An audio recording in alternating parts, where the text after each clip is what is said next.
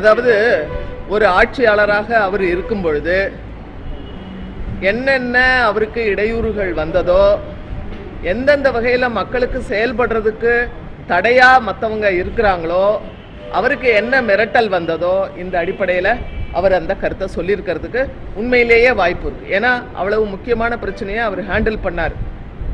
பயங்கரமான மாஃபியா உடைய பிரச்சனையை கையில் எடுத்ததுனால அதனால அவருக்கு அந்த அச்சம் இருக்கிறது உண்மையிலேயே. அது தமிழ்நாடுங்கிறது பொதுப்படையா இவ்வளவு அவர் அந்த செயல்ல இருக்கார், அதனால அந்த அச்சம் இருக்கு. செயல்படாதவங்களுக்கு அச்சம் இல்லை.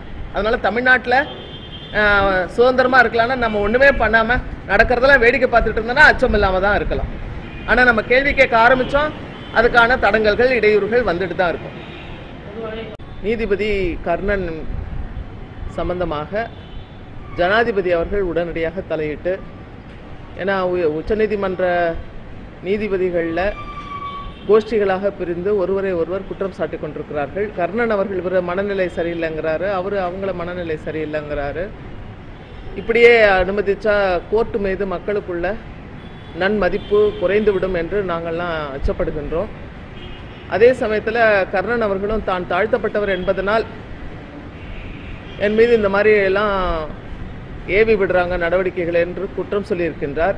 அவர் சொல்லிய குற்றச்சாட்டுகள் விசாரிக்கப்பட இருக்கின்றதா? யார் விசாரிப்பார்கள்? ஜனாதிபதி இதை தலையிட்டு உடனடியாக முடிவெடுக்க வேண்டும் என்று நாங்கள் கேட்டுக்கொள்கின்றோம். கட்சியே இருக்கு, மக்களுக்காகவே கட்சி இருக்கு, இந்த கட்சிக்காகவே கட்சி இந்த பிரச்சனை இருக்கா இல்லையா, அது எப்படி தீர்த்தது, இதுதான் அரசாங்கத்துடைய கவலையாக இருக்க வேண்டுமே தவிர யார்